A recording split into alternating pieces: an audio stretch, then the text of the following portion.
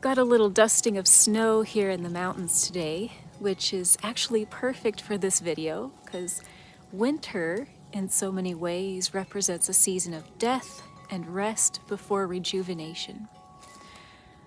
So let's talk about the fear of death. Buddhists consider the fear of death to be one of the basic underlying sources of suffering.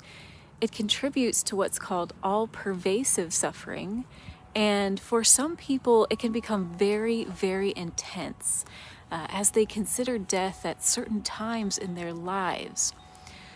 Death is such a scary, incomprehensible subject for humans because since this one dimension is all we know, this earthly experience, the idea of losing it all feels completely overwhelming. So not only is it scary to think of losing everything you are, it's also incomprehensible to the senses. And in this way, the fear of death often causes panic attacks or depersonalization symptoms in people. Depersonalization is when you have a scary, surreal experience in which your world doesn't feel real. This is super common for humans. Sometimes we'll even get hit with the sudden awareness that we exist, and it can be scary if you haven't confronted this before. This experience is also referred to as an existential crisis, especially when it's coupled with questions about existence, life after death, life's purpose, and that sort of thing. So, what do we do about the fear of death? Well, it's an interesting question because there really is nothing to be done about the fear of death. There's nothing to be done about death, so there's nothing to be done about the fear of it. Now, stick with me. I'm not saying you're hopeless, stuck in your anxiety. Watch until the end, because if you suffer from the fear of death, the information I'm going to tell you could be life-changing. There's a very good chance that Buddhist teachings will help a lot, but if you have to stick with me for a minute. Come into this moment with me. Can you sense your body? What about the subtle, minute feelings it's experiencing? Can you sense the discomfort, the subtle shifts, the tension, maybe some places of comfort? Energy sort of shifts around in your body, and I'm not using the word energy in some sort of a mystical way. I'm saying literally, when you have tension, your nervous system will send you messages in so many different ways. You know, first your neck is sore, and then your stomach gets upset. Maybe the tension shifts to your head or your jaw, and then your leg. Maybe you start bouncing your leg. People hold tension in different ways in their bodies, but it usually moves around a bit. And developing an awareness for these subtle sensations is called mindfulness. Now, I want you to call to mind for a minute your fear of death. What happens when you do that? Yes, there are thoughts running through your head, but what else? Does your body become tighter? Does it tremble? What does fear feel like in your body?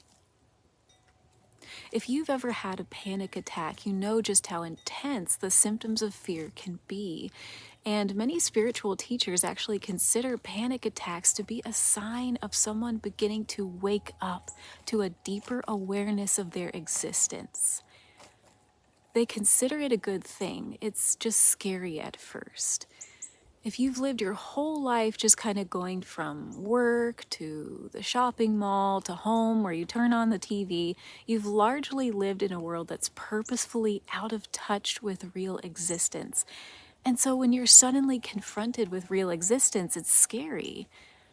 But Buddhists actually see the fear of death as a good thing, a sign of growth. So again, what does that fear feel like in your body? Does it cause a restlessness, a desire to escape? Does it make you sweat? Does it make you feel like you want to sleep? It looks different for different people.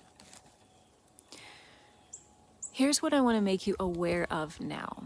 The fear of death, like all uncomfortable emotions, only exists as feelings and sensations. This is where the mystery lies. You can't go out in your garden and pluck a death from the earth. Death is an abstract idea.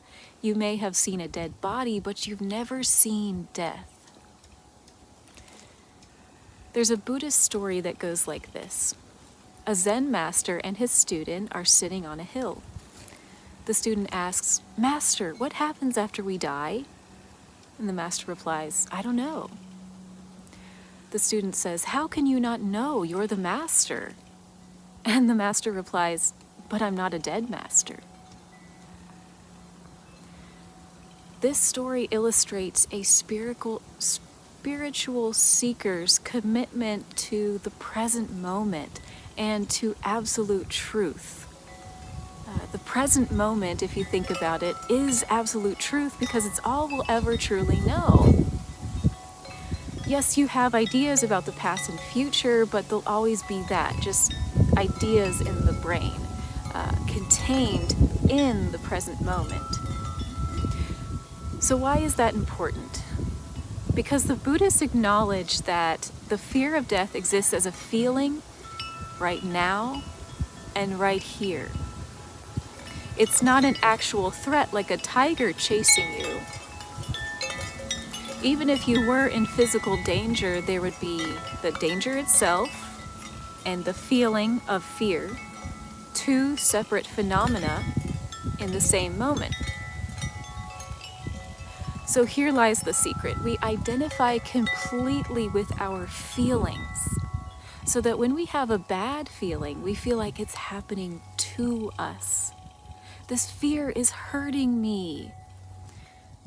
That's what the mind says. I can't stand it. Who can't stand it? And now we come to why the fear of death is such an incredibly powerful tool for spiritual understanding. Any painful feeling is a powerful tool. Suffering always opens the door for this understanding, but the fear of death, when it develops into a full-blown existential crisis, is such a powerful form of emotional turmoil that it's an especially valuable way to learn about who and what you are.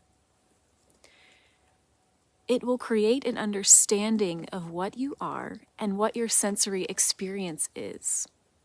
So every time you have an uncomfortable sensation in the body, if someone's unconscious, that is to say, not really in touch with what their body experiences in the present moment, they'll identify with that feeling and say, "This is me." But a conscious person feels the feeling, the subtleties of that feeling, the way the feeling moves about the body or appears as anxious thoughts in the head. The conscious person, and here's the really important part, the conscious person won't try to push these feelings away because they're curious about them. They sit with them, invite them in, watch them.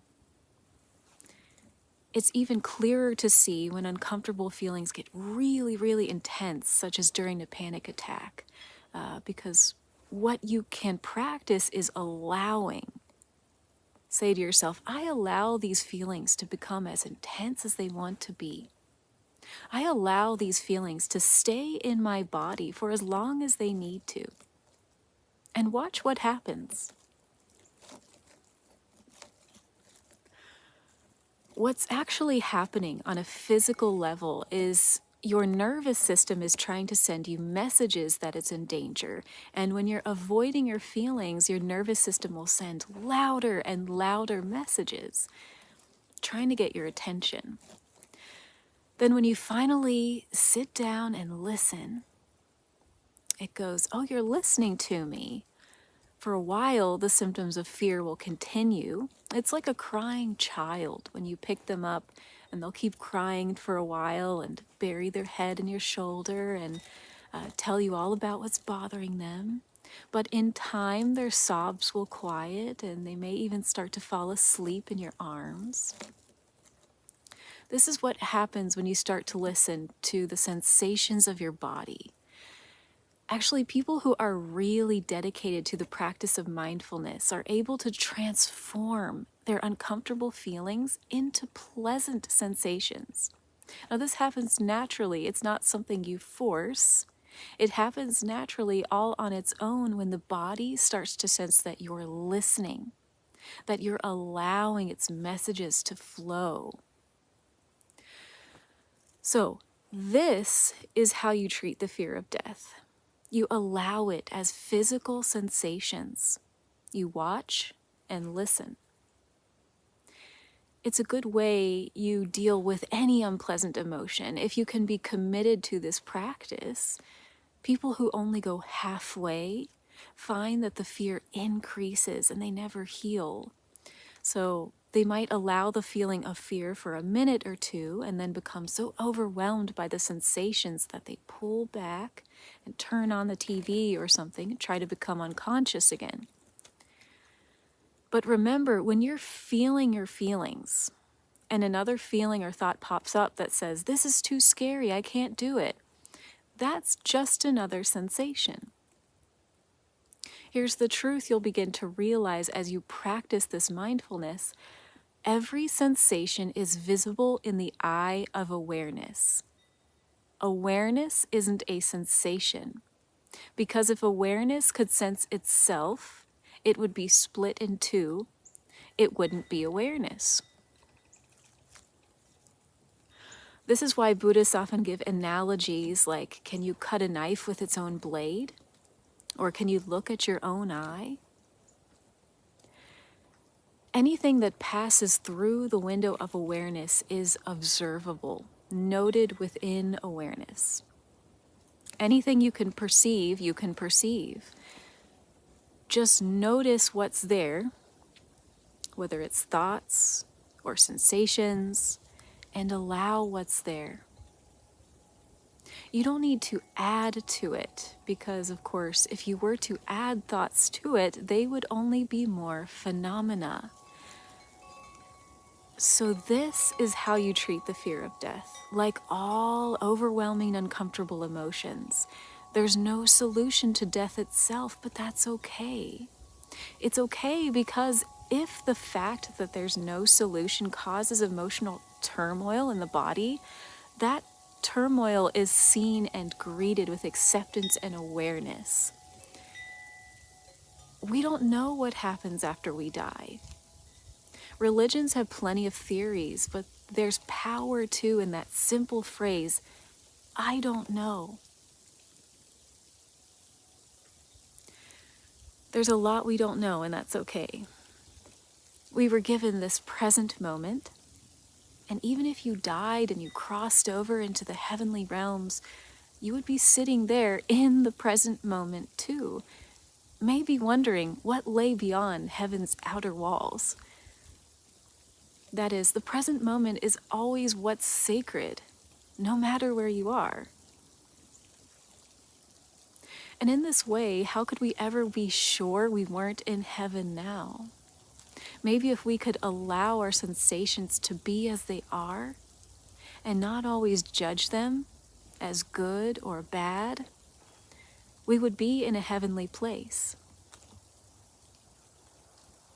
Thanks for watching.